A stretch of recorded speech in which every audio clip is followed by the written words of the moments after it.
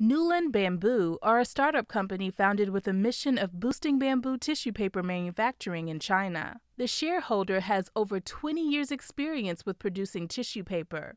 We were offered a factory by the local government in Chishui. We were able to get a $30,000 square meter factory in 2018 for cheap in order to support the local bamboo industry, in particular manufacturing of bamboo tissue paper.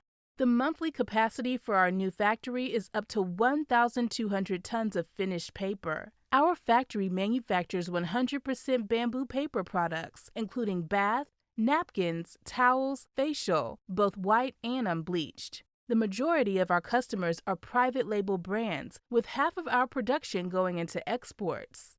We have 10 production lines for toilet paper, 10 production lines for facial tissue, 2 production lines for kitchen paper towels, 3 production lines for pocket tissue, and 1 production line for hand paper towels. Our customers have a lot of choice when it comes to our products. They can choose 100% bamboo pulp parent reels, tissue in 1 to 4 ply from 13.5 grams per square meter to 30 grams per square meter. Every paper product we produce carries our trademark. Great workmanship, value, and quality.